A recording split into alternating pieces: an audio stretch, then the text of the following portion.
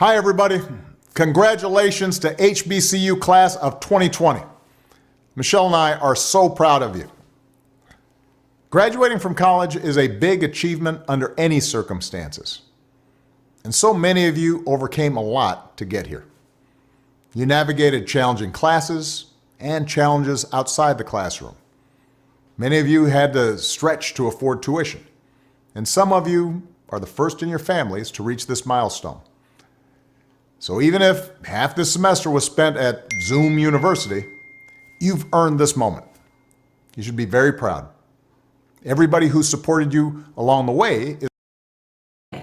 This is a real disappointment, but I want to put this in greater context. You're alive, you're breathing, you acted in a way that protected others, and you sacrificed for the greater good.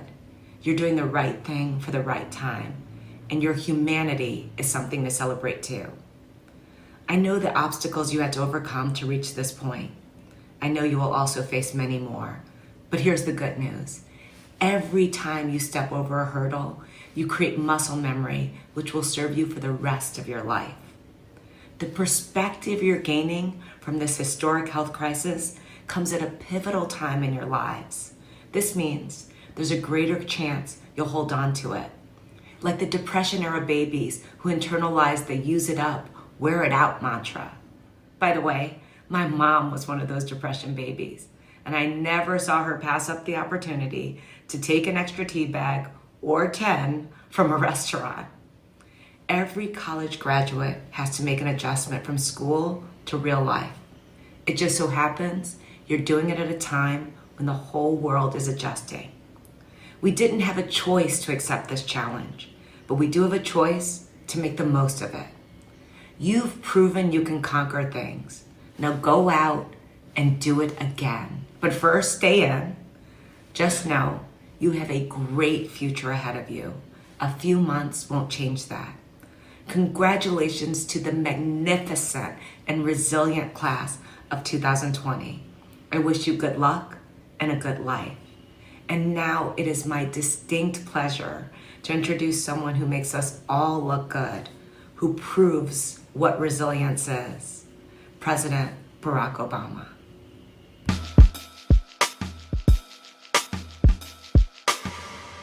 Hi, everybody. Congratulations to HBCU class of 2020. Michelle and I are so proud of you. Graduating from college is a big achievement under any circumstances. And so many of you overcame a lot to get here. You navigated challenging classes and challenges outside the classroom. Many of you had to stretch to afford tuition. And some of you are the first in your families to reach this milestone. So even if half this semester was spent at Zoom University, you've earned this moment. You should be very proud. Everybody who supported you along the way is proud of you.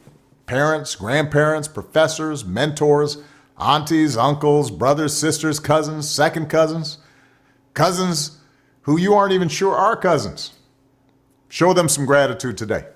Now look, I know this isn't the commencement any of you really imagined, because while our HBCUs are mostly known for an education rooted in academic rigor, community, higher purpose, they also know how to turn up. Nobody shines quite like a senior on the yard in springtime. Springfest at schools like Howard and Morehouse, that's the time when you get to strut your stuff a little bit. And I know that in normal times, rivals like Grambling and Southern, Jackson State and Tennessee State might raise some eyebrows at sharing a graduation ceremony. But these aren't normal times. You're being asked to find your way in a world in the middle of a devastating pandemic and a terrible recession. The timing is not ideal. And let's be honest, a disease like this just spotlights the underlying inequalities and extra burdens that Black communities have historically had to deal with in this country. We see it in the disproportionate impact of COVID-19 on our communities, just as we see it when a Black man goes for a jog and some folks feel like they can stop and question and shoot him if he doesn't submit to their questioning. Injustice like this isn't new.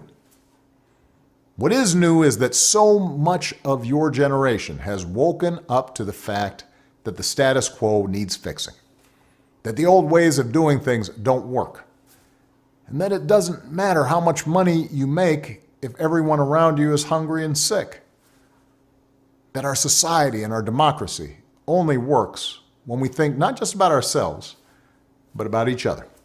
More than anything, this pandemic has finally torn back the curtain on the idea that so many of the folks in charge know what they're doing.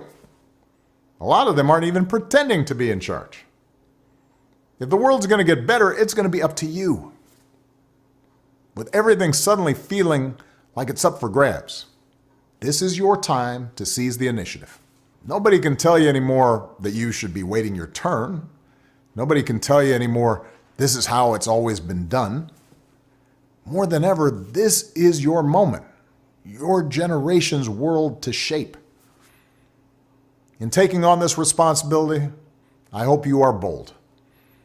I hope you have a vision that isn't clouded by cynicism or fear. As young African Americans, you've been exposed earlier than some to the world as it is, but as young HBCU grads, your education has also shown you the world as it ought to be. Many of you could have attended any school in this country, but you chose an HBCU specifically because it would help you sow seeds of change. You chose to follow in the fearless footsteps of people who shook the system to its core. Civil rights icons like Thurgood Marshall and Dr. King. Storytellers like Toni Morrison and Spike Lee. You chose to study medicine at Meharry and engineering at NC-A&T because you want to lead and serve. And I'm here to tell you, you made a great choice. Whether you realize it or not, you've got more roadmaps, more role models, more resources than the civil rights generation did. You've got more tools, technology, and talents than my generation did. No generation has been better positioned to be warriors for justice and remake the world. Now, I'm not going to tell you what to do with all that power that's in your hands. Many of you are already using it so well to create change. But let me offer 3 pieces of advice as you continue on your journey. First, make sure you ground yourself in actual communities with real people, working whenever you can at the grassroots level. The fight for equality and justice begins with awareness, empathy, passion, even righteous anger. But don't just activate yourself online. Change requires strategy, action, organizing, marching, and voting in the real world like never before. No one's better positioned than this class of graduates to take that activism to the next level. And from tackling health disparities to fighting for criminal justice and voting rights, so many of you are already doing this. Keep on going. Second, you can't do it alone. Meaningful change requires allies in common cause. As African Americans, we are particularly attuned to injustice, inequality, and struggle, but that also should make us more alive to the experiences of others who've been left out and discriminated against. So rather than just say, what's in it for me, or what's in it for my community, and to heck with everyone else, stand up for and join up with everyone who's struggling, whether it's immigrants, refugees, the rural poor, the LGBT community, low-income workers of every background, women who so often are subject to their own discrimination and burdens and not getting equal pay for equal work. Look out for folks whether they are white or black or Asian or Latino or Native American. As Fannie Lou Hamer once said, nobody's free until everybody's free.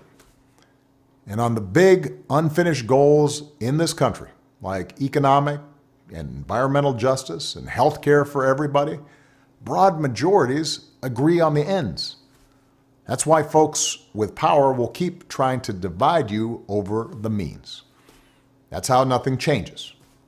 You get a system that looks out for the rich and the powerful and nobody else. So expand your moral imaginations, build bridges, grow your allies in the process of bringing about a better world. And finally, as HBCU graduates, you have to remember that you are inheritors of one of America's proudest traditions, which means you're all role models now, whether you like it or not. Your participation in this democracy, your courage to stand up for what's right, your willingness to forge coalitions, these actions will speak volumes. And if you're inactive, that will also speak volumes. Not just to the young folks coming up behind you, but to your parents, your peers, and the rest of the country. They need to see your leadership. You're the folks we've been waiting for to come along. That's the power you hold, the power to shine brightly for justice and for equality and for joy. You've earned your degree. It's now up to you to use it. So many of us believe in you. I'm so proud of you.